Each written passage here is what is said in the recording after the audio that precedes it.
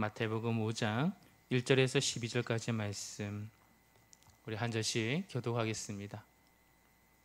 예수께서 무리를 보시고 산에 올라가 앉으시니 제자들이 나아온지라.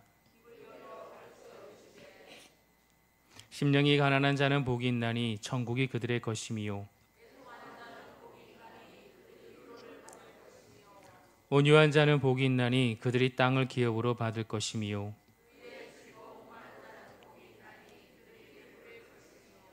긍휼히 여기는 자는 복이 있나니 그들이 긍휼히 여김을 받을 것임이요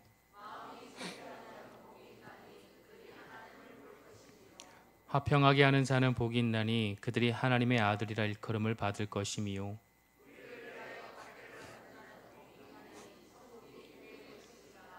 나로 말미암아 너희를 욕하고 박해하고 거짓으로 너희를 거슬러 모든 악한 말을 할 때에는 너희에게 복이 있나니 즐거워하라. 하늘에서 너희의 상이 큼이라. 너희 전에 있던 선지자들도 이같이 박해하였느니라. 아멘. 할렐루야. 수협에 나오신 모든 분들을 주의 이름으로 축복합니다. 우리 서로 인사할까요? 사랑하고 축복합니다.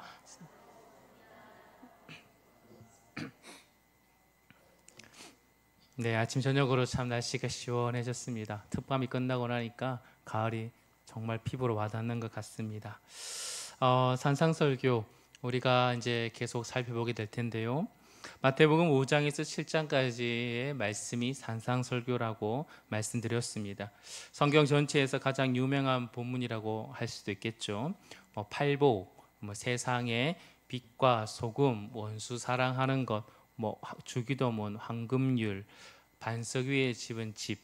여러분, 이것은 교회 다니는 사람뿐만 아니라 교회 다니지 않는 사람조차도 한 번쯤은 들어본 그런 이야기입니다. 그런데 이렇게 널리 너무나 많이 알고 있는 이 성경 본문의 익숙함 때문에 그 의미와 가치를 좀 너무 쉽게 여겨지지 않는가라는 생각을 해보게 됩니다. 우리가 참 제대로 이해하지 못하고 그냥 지나가고 있는 그런 모습이 우리에게 있는 것 같다라는 것입니다. 산상설교의 여러분 전체적인 흐름은 마태복음 4장에서 주님이 마귀의 시험을 받으신 후에 공생애가 시작됩니다. 그리고 예수님께서 마태복음 4장 17절 말씀에 예수님께서 이제 전파를 시작하시는데 회개하라 천국이 가까이 왔느니라 라고 그렇게 설교로 하며 첫 메시지를 전하셨습니다. 하나님 나라가 가까이 왔다라는 거죠. 그리고 나서 예수님께서는 4장 23절 말씀에 전에 말씀드린 것처럼 가정고, 그렇죠? 가르치고 전파하시고 고치시는 사역, 이 3대 사역을 본격적으로 시작하셨습니다. 한마디로 예수님의 공생의 모든 시작은 바로 하나님 나라입니다. 하나님 나라. 하나님 나라가 핵심적인 주제를 가지고 있죠. 사도행전도 마찬가지지 않습니까? 예수님은 처음부터 하나님 나라를 말씀하셨고 마지막에도 하나님 나라를 말씀하셨고 부활하시고 나서도 하나님 나라를 말씀하셨고 또 땅끝 복음화의 모든 과정 속에서도 하나님 나라가 이루어지기를 그렇게 말씀하셨습니다. 그래서 팔복의 첫 번째 복, 여러분 마태복음 5장은 바로 이렇게 얘기하죠. 심령이 가난한 자는 복이 있나니 천국이 그들의 것임이요 라고 말씀하고 있어요. 그리고 마지막에도 팔복의 마지막 여덟 번째 복이 뭡니까? 의를 위하여 박해 받는 자는 복이 있나니 천국이 그들의 것임이요 라고 말하고 있어요. 그러면서 마지막에 이제 이 천국이 그들의 것인 그것을 얘기하면서 마지막에 7장 21절 말씀 보면 나더러 주여 주여 하는 자마다 다 천국에 들어갈 것이 아니다 라고 그렇게 말씀해 주고 있습니다. 여러분 산상설교 그 하나님의 모든 메시지가 핵심적인 메시지가 하나님 나라인데 그 하나님 나라의 가장 중심된 메시지가 뭐냐면 팔복 그리고 산상설교라 볼 수 있습니다. 이 산상설교의 앞부분은 팔복은 그러므로 하나님 나라에 속해 있는 그분의 백성의 속성과 본질이 어떤 것인가 라는 것을 나타내주고 그 다음부터는 하나님 나라의 백성의 삶이 구체적으로 어떤 삶인가 라는 것을 알려주는 메시지가 바로 이 산상설교다라고 보시면 좋을 것 같습니다. 하나님 나라의 백성은 어떻게 이 땅을 살아야 될까요? 하나님 나라의 백성, 하나님 나라에 들어가 있는 그 백성의 삶은 어떤 삶일까? 한마디로 5장에서 7장까지 산상설교의 핵심 포인트는 바로 다르게 살아야 된다. 다르게 살아야 된다. 이방인을 본받지 않고 그 다르게 살아가는 모습. 이 땅에 살지만 이 땅의 사람을 본받지 말고 살아가는 그 구별된 삶으로 살아가야만 한다라는 것이죠. 불신자나 이방 종교와 그 다른 삶이 있어야 되는 것입니다. 나아가 유대인과 다른 종교인들과 다르죠. 서기관들의 윤리적인 그런 말 궤변과 다르게, 바리새인의 위선과 경건과 다르게 나름대로의 세상에 땅에 살지만 세상에 속하지 않고 구별된 삶으로 살아야 된다라는 거죠. 모든 성도가 마찬가지입니다. 비종교인이나 불신자의 삶 속에 우리가 정말 하나님 나라의 백성이라면 명목상 형식상 신앙인이 아니라 분명한 삶의 자리에 구체적인 다른 삶의 형태가 있어야 된다라는 것을 우리가 알아야 된다라는 것을 우리가 팔복, 이 산상설교를 통해서 더욱 깨달을 수 있습니다. 여러분, 산상설교의 앞부분에 장식하는 팔복의 이야기, 여러분, 이러이러하는 사람이 복이 있다. 그 이유는 이러하는 복이 있기 때문이다 라고 우리가 흔히 이렇게 보고 있습니다. 이렇게 살면 복이 있다. 제가 산상설교를 준비하면서 오늘 말씀 보면서 머리가 터진 줄 알았어요. 참 힘들었어요. 그래서 몇 번이고 이거 괜히 시작했나? 라는 그런 마음이 들 정도로 참 고민이 하나 이제 풀리지 않는 약간의 숙제가 있었는데, 제가 몇 권의 책을 보고 또 도저히 안 돼가지고 제가 또 항상 이렇게 궁금한 것을 묻는 또 목사님에게 묻고 여러 가지 질문을 했었습니다. 그런 가운데 뭐가 제가 잘 풀리지 않냐면, 심령이 가난한 자는 복이 있나니 천국이 그들의 것이다 라고 그렇게 말하고 있지 않습니까? 그러면 심령이 가난한 자가 복이 있는데 그 다음에 천국이 주어지는 것인가? 라는 그런 것이에요. 여러분, 그런가요? 심령이 가난한 사람이 복이 있는데 천국이 그들에게 보장될 것이다. 무슨 말인지 잘 모르겠죠. 그게 뭡니까? 할 수 있는데, 여러분, 하나님을 알지 못하는 자, 하나님을 전 예수 그리스도를 알지 못하는데 심령이 가난해질 수 있을까요? 그게 고민인 거예요. 그래서 이거를 어떻게 풀어낼까? 그렇다면 이러이러하는 사람이 복이 있다. 그 이유는 이러이러한 복이 있기 때문에 이렇게 살면 복이 있다 라는 이런 구조인가? 라는 그런 좀 고민이 생겼습니다.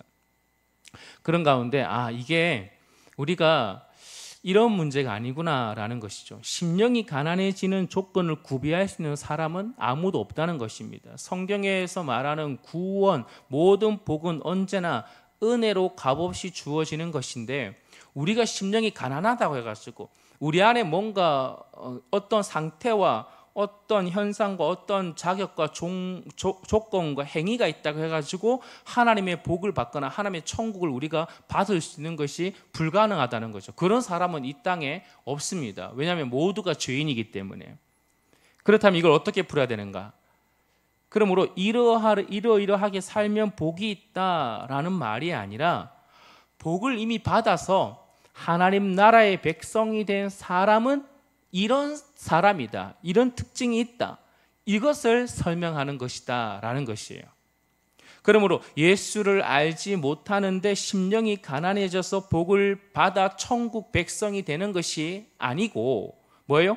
성도는 이미 복을 받은 사람인데 바로 그 가운데 하나님 나라의 백성이고 하나님 나라의 삶을 누리는데, 그 성도의 삶의 특징으로 나오는 것이 무엇인가 하면 심령의 가난함이라는 것이. 저만 여러분 무슨 말인지 아시겠죠? 사랑하는 성도 여러분, 이것이 바로 우리에게 일어난 것이죠. 그러므로 하나님의 백성이다. 이미 우리 가운데 하나님의 천국이 임했다. 우리 가운데 하나님의 놀라운 나라가 우리 마음에 임했다. 그 사람은 어떤 사람이라고요? 세상과 다름에 구별된 삶을 살아내야 되는데, 그 중요한 삶의 특징에 바로 그 모습의 성도의 첫 번째 자세가 나타나는 그 본질적 형태의 삶의 특징이 뭐냐면, 심령의 가난함이라는 것입니다. 이거는 어느 누구도 예외가 없습니다. 목사라고 해가지고 아니면 평신도로 해가지고 아니면은 뭐 새신자라 해가지고 깊은 신앙이 오래된 사람이라 가지고 구별이 없어요. 가톨릭은 좀 구별하죠. 성인이 있고 뭐 평신도가 구별하지만 여러분 그렇지 않아요. 우리는 모두가 바로 이 성도 안에서는 이 심령의 가난함이 일어나야 된다라는 것을 알려주고 있는 것이죠. 팔복은 모든 진실한 성도를 위한 것이다 라는 것입니다. 그러므로 팔복, 첫 번째 이 심령의 가난함, 이 복을 누리게 되면, 이 복을 거치게 되면 어떤 일이 벌어지죠? 그 다음에 다 풀리는 거예요. 팔복이 그냥 띄엄띄엄 있는 것이 아니라 다 연결되어 있습니다. 심령의 가난함이 여러분 일어나지 않으면 그 다음 뭐예요? 애통하는 심령이 가슴을 찢는 탄식이 일어날 수 없어요. 심령이 가난한 자가 되어야만이 죄로 인해 애통하고 가슴을 찢어내고 그러한 자에게 온유함이 생기고 온유함인 자가 생김으로 말미암아 뭐예요? 의에 줄이고 목마름이 생기게 됩니다. 그리고 이제 그 부드럽고 따뜻함을 통해서 이제 뭐예요? 그 긍휼함이 일어나게 되는 거죠. 그러므로 이 심령이 가난한 자의 이 특징은 바로 이 팔복을 여는 첫 번째 키라고 보시면 좋을 것 같습니다. 여러분 이것은 팔복은 다 연결되어 있어요. 그러므로 우리가 이 심령의 가난함, 이 첫 번째를 함께 살펴보자는 것입니다. 5장 3절 말씀을 한번 다시 볼까요? 시작. 심령이 가난한 자는 복이 있나니 천국이 그들의 것이요. 아멘.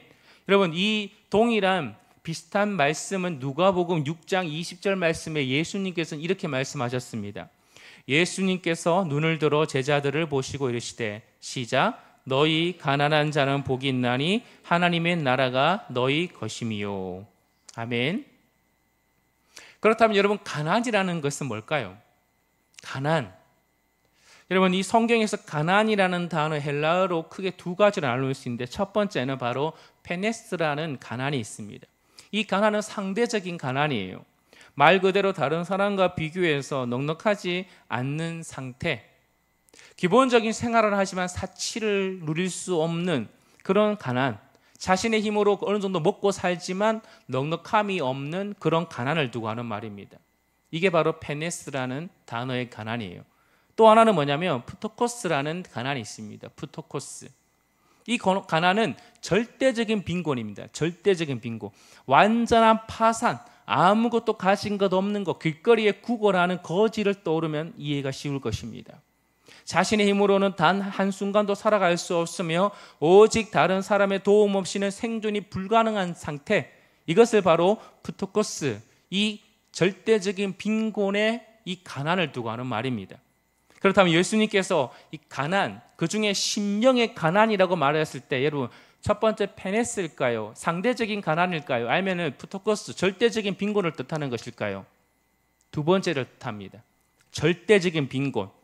여러분 물질적인 완전한 빈곤 뿐만 아니라 영적인 빈곤, 완전한 절대적인 빈곤을 의미하는 그런 상태를 두고 하는 말입니다. 성경이 가장 소중하게 생각하는 성도의 특징 가운데 그러므로 있어야 될 그 하나는 뭐냐면 영적인 완전한 빈곤. 이 상태가 바로 성도의 특징이다. 하나님 나라의 백성의 삶의 특징이다라는 것을 알려주고 있죠. 그러면 이 상태를 어떤 상태일까요?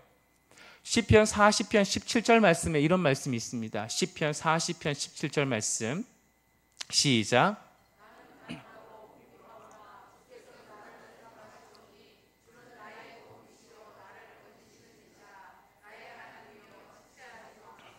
아멘. 여러분 심령에 가난한 이 비절대적인 빈곤의 상태는 뭐냐면 하나님밖에 없습니다. 하나님 도움만 바라는 자입니다.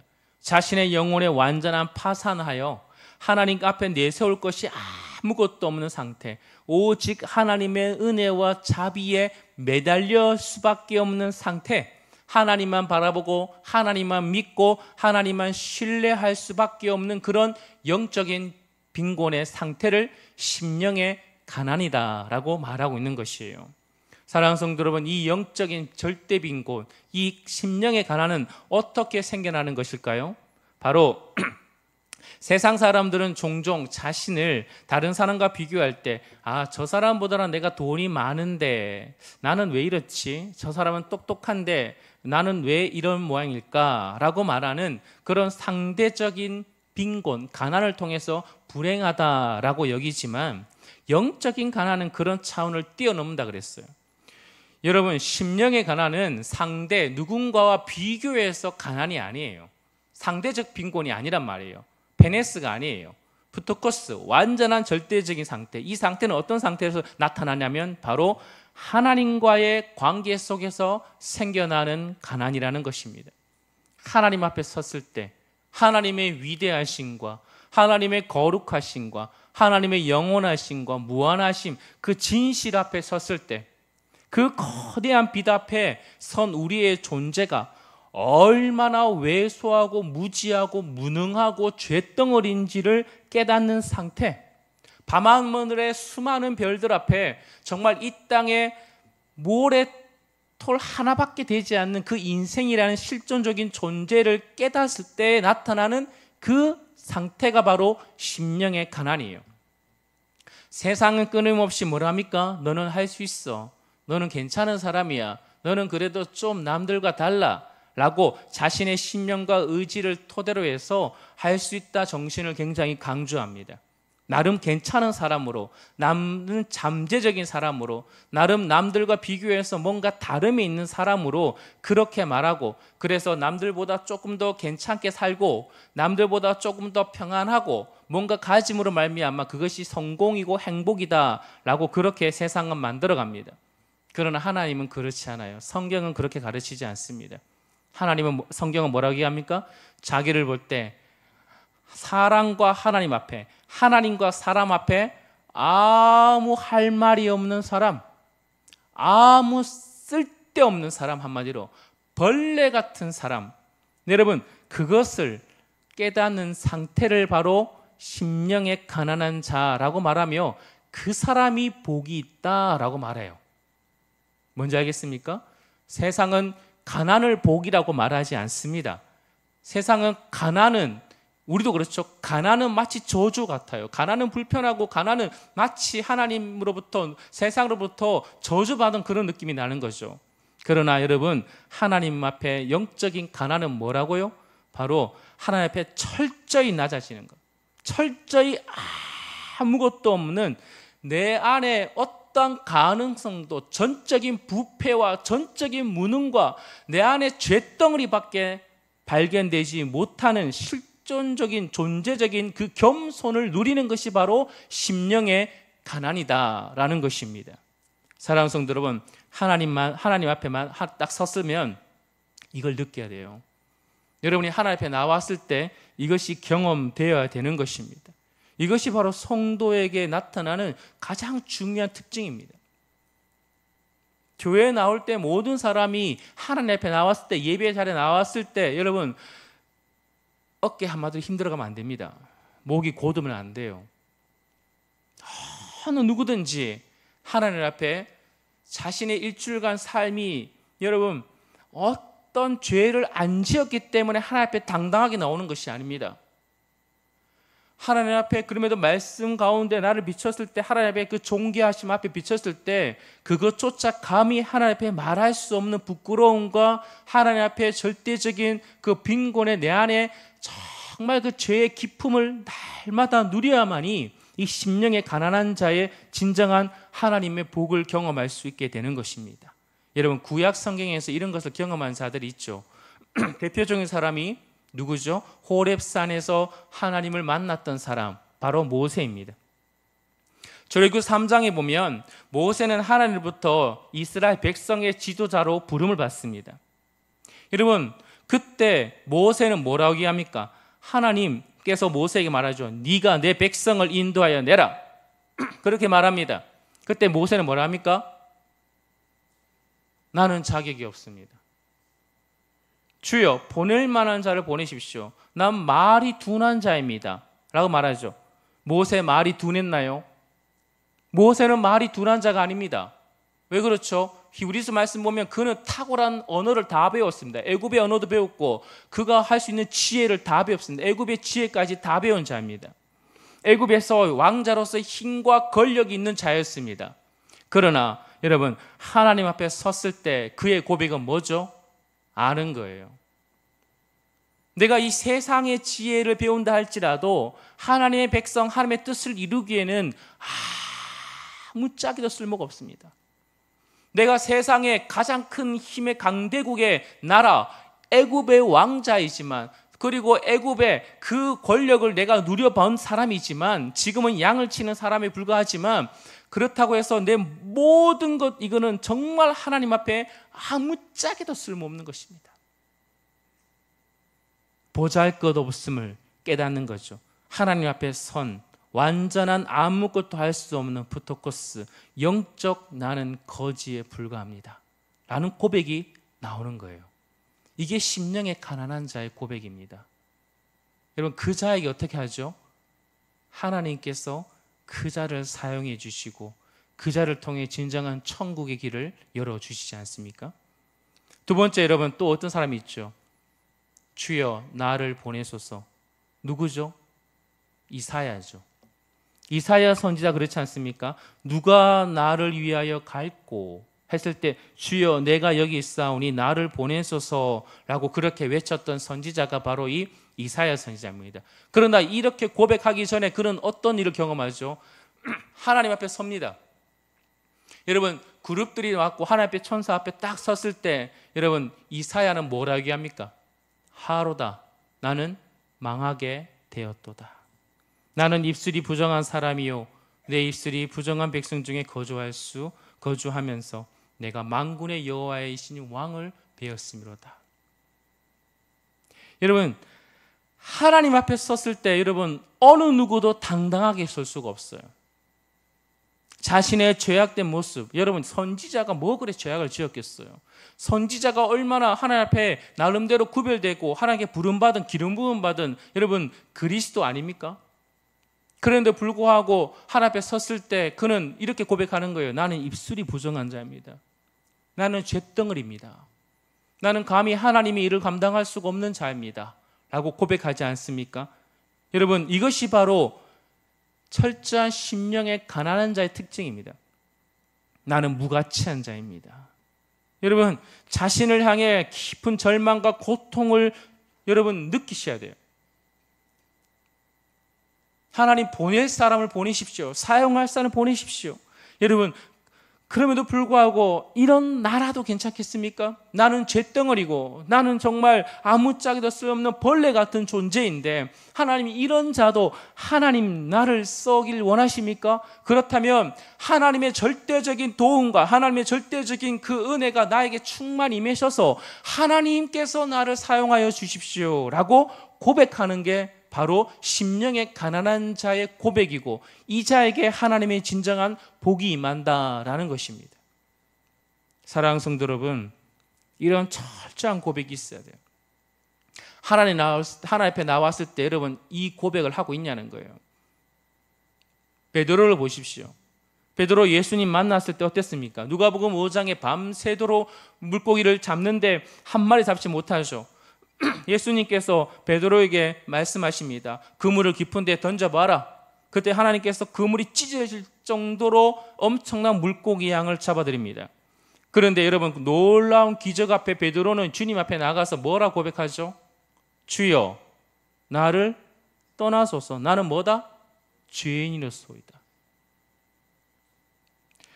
여러분, 베드로는 어떤 상태입니까? 지금 물고기가 완전히 지금 대박 난 거예요, 한마디로. 그럼에도 불구하고 물질적 풍요가 있으면서도 불구하고 오히려 그는 영적인 빈곤함과 영적인 완전한 절대적인 빈곤을 더 하나님 앞에 파산되었음을, 영적인 파산을 하나님 앞에 깨닫게 되는 것입니다. 나는 죄인입니다. 그 거룩하신 주님 앞에 섰을 때, 그 거룩하신 하나님 앞에 섰을 때 나는 죄로 가득한 것, 내 삶이 얼마나 죄덩어리고 내 안에 얼마나 이기심과 욕심이 가득한 자인지를, 내가 얼마나 하나님 앞에 내세울 보잘것없는 인생인지를 철저하게 하나님 앞에 내려놓는 것입니다. 자랑할 것이 있나요? 여러분 뭐 자랑하시겠어요? 하나님 앞에 내놓을 거 있어요?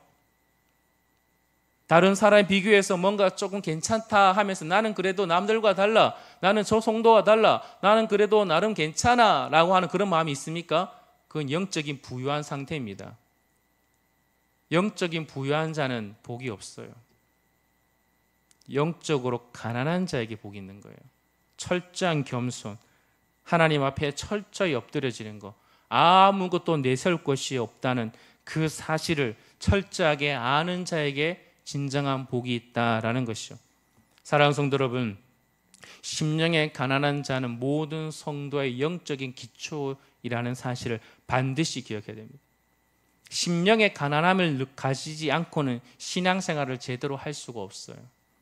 심령이 가난한 자만이 아까 말씀드린 것처럼 애통하고 온유하고 의에 줄이고 목마름을 갖게 되는 것입니다. 하나님 앞에 이 놀라운 천국 백성에 구별된 하나님의 나라의 신자의 표지가 바로 이 심령의 가난함이라는 것입니다. 심령이 가난한 자만이 진짜 행복을 누릴 수 있습니다. 진짜 복을 누릴 수 있는 것입니다. 그 자에게는 천국이 임하는데 그 천국 안에서 하나님의 다스림과 하나님의 채우심을 기대할 수 있는 것입니다. 누구든지 와야 되죠. 세상에서 가난한 자든 부한 자든 누구든지 하나님 앞에 나와야 됩니다. 다 알아야 됩니다. 가난한 것이 여러분, 가난한 것이 복이 아니라 심령의 가난함으로 하나님 앞에 철저히 하나님을 구하는 자가 복이 된다라는 것입니다. 나는 아무것도 아닙니다. 나는 하나님 없으면 아무것도 아닙니다. 라는 것을 깨닫는 거죠. 돈을 세상에서 아무리 돈을 많이 가진다 할지라도 하나님 이 돈으로도 아무런 하나님 앞에 내세울 것이 없습니다. 건강이 아무리 내가 있어 할지라도 이 건강조차 하나님 앞에 내세울 수가 없습니다. 라는 그런 깨어진 심령으로 주님 앞에 나와야 되는 것입니다. 사랑하는 성도 여러분, 말씀을 마무리할까 싶습니다. 여러분, 주님 앞에 기도의 자리, 말씀의 자리, 예배의 자리, 또 말씀 앞에 여러분이 섰을 때 여러분 어떤 심령으로 고백하고 있습니까? 어떻게 하나님 앞에 나가고 있습니까? 여러분 정말 내 안에 아무런, 여러분 내 안에 그 깊은 죄의 깊이, 여러분 내 안에 그 아무도 모르지만 여러분은 알잖아요. 여러분 지금 굉장히 나이스하고 여러분 보기 좋지만 여러분은 알잖아요. 스스로는 알아요. 얼마나 내가 죄덩어리라는 사실을 하나님 앞에 내세울 수 없는 자인지를 알지 않습니까? 저도 제 자신을 압니다. 저도 하나님 앞에 여러분 너무나 부끄럽고 추억하기 따로 없어요. 여러분 그 심정으로 하나님 앞에 나가는 것입니다.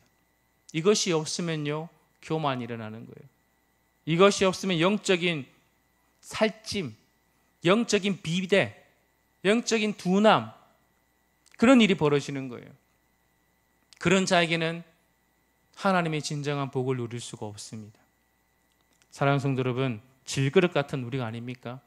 질그릇 같은 우리에게 여러분 깨지기 쉬운 우리라는 사실을 늘 기억해야 돼요. 하나님, 나는 질그릇 같은 존재입니다. 나는 금, 은 아니고요, 나는 질그릇같이 정말 깨지기 쉬운 존재입니다. 그러나 이 질그릇 같은 존재를 깨닫고 하나님 앞에 나아가서 철저히 하나님밖에 없습니다.